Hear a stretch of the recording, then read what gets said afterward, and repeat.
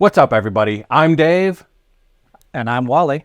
And you're watching Reel Reactions, where we go over the most jaw-dropping, funniest, and crazy reels on the internet. So get ready to laugh, cringe, and break it down with us. Let's get into it. Inside the Great Pyramid, there are four very narrow shafts which point up at the sky. They do not exit on the outside of the pyramid. They're very, very mysterious. The thing is that the angle of those shafts points to four significant stars in the period in which Egyptologists believe that the Great Pyramid was built. Archaeoastronomy, which is a universal language. One of them is the lowest of the three stars of Orion's belt. And the constellation of Orion was identified with the god Osiris. He was seen as the celestial image of the god Osiris. So having a shaft pointing at the belt of Orion or Osiris makes perfect sense. And others point at two of the circumpolar stars. But there's a problem. The problem is the ground pattern of the three Great Pyramids, and their relationship to Orion's belt has three stars, and that the Great Pyramids are three, that they are positioned on the ground, anybody can see it, in a pattern that looks very similar to Orion's belt. It is only perfect 12,500 years ago, roughly. These changes in the sky are actually caused by a motion of the Earth itself. It's a very slow motion, it's a cycle, it takes 25,920 years to complete, and the pattern of the stars on the ground and the stars in the sky and the pyramids on the ground and their relationship to the Nile River and the Milky Way blocks perfectly. So the three pyramids align with Orion's belt perfectly 12,500 years ago. It's a pretty solid signifier of when it was built. That's a little tidbit I did not know. Yeah, me neither. Perhaps that's how they dated that. Yeah, I mean, that's a precise science you could use, more precise than carbon dating. I wonder when archaeology claims that they were built, though. I think it's a large window. Nobody's like super specific in their dates. Just curious. So they're saying like about 5,000 years ago. Mm-hmm. Time in the history of the world, a one-of-a-kind truck to be auctioned off in January with my logo on it. I'm teasing this thing to death. I realize that. I'm whipping you into a frenzy, but at long last, here it comes in 3, 2, 1.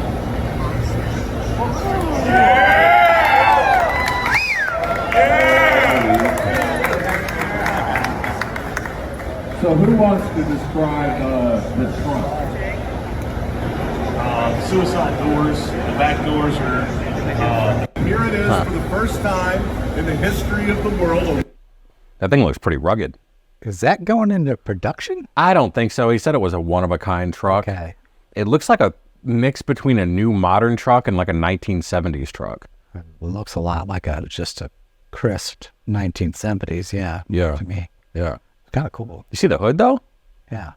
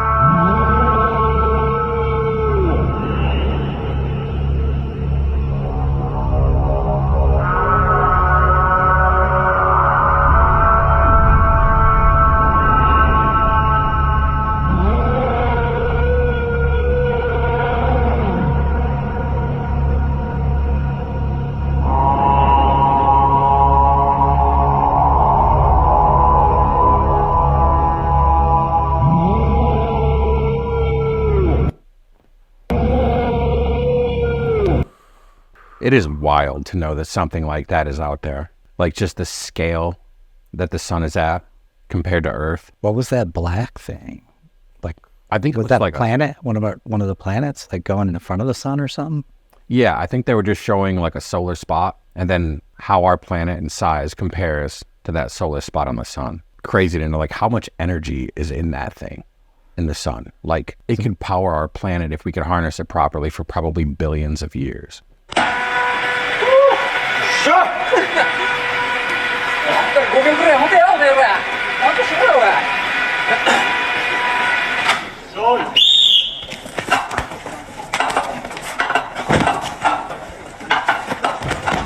Nice.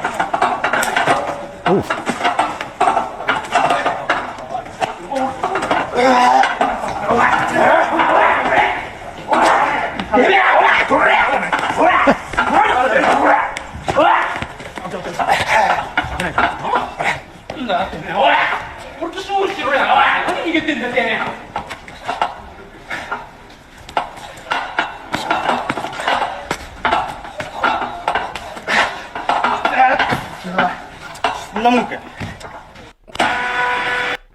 When do you think that'll make it to the Olympics? Never.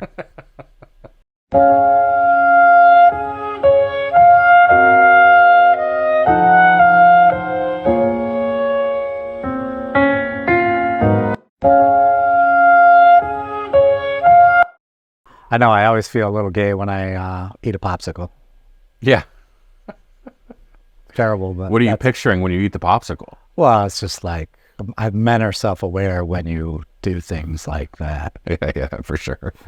Because, and then you got to look around like he did, and the Right. dad just being like, "The hell's wrong with you?"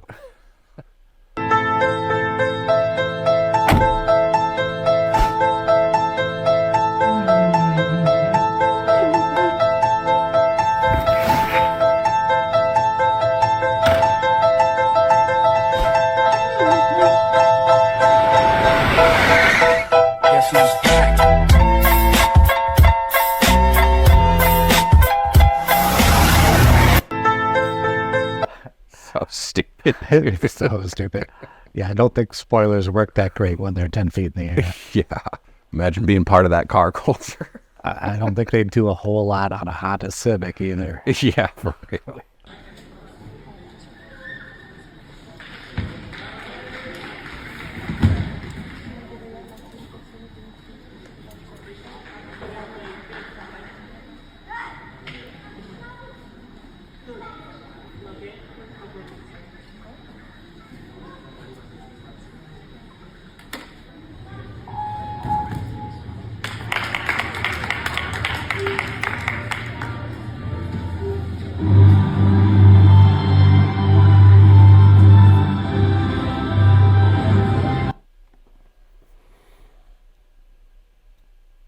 I just want to let you know that this was a moment where we were just observing. We don't need to respond. I hope she gets the gold. It was pretty nice what she did there. Okay, class, what was the most sold item in the 1800s? That's correct. Okay, class, what was the... Oh, I got her now. Took me a minute. Terrible. That is terrible. H D 3 4 go H. Woo! Bro, if that's China, we're cooked. We are there. We're screwed. If it comes to hand-to-hand combat. Yeah. But that's going to translate into like a lot more than just being able to take a punch. There's going to be discipline in that. That's what I'm saying. We don't need to be such adversaries with the Chinese. Maybe we can get along. Yeah, maybe we should try to get along. When you're spending every day on your own, and here it goes. I'm just a kid, and life is a nightmare. I'm just a kid, I know that it's not fair. Nobody cares, 'cause when you're Oh, That was a full suplex on her. Jeez, dude. Hopefully he knew for sure that pile of snow was going to be safe. she married him. Good point.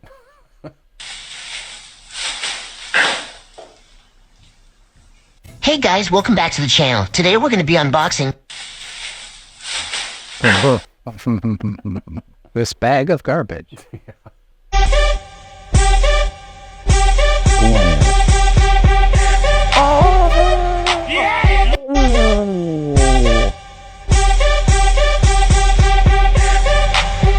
I mean, he's definitely going to hit the asphalt pretty hard. You would think that they would know with the safe level, like they have to be out up so high, you That's know? really sketch when they do buckets over streetways. Yeah.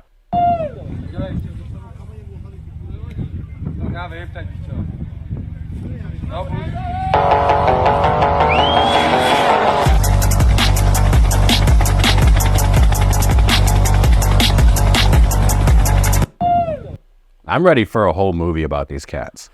Those are some cool cats. Right. Hi. Oh, you're so good. But better sleep with one eye open tonight. I see red, red, oh red. Got gun to your head, head to your head.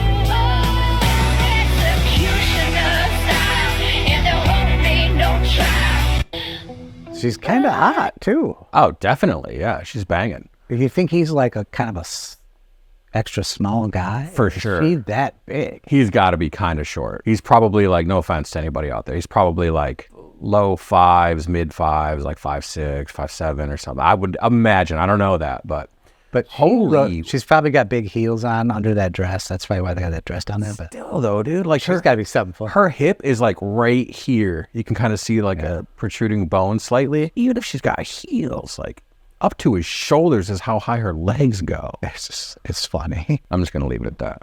I got other questions. I'm curious about a few things, but I've always kind of had this fantasy about being with a large, like giant Amazon woman. I shared too much there, didn't I? yeah, I think you maybe keep those to yourself.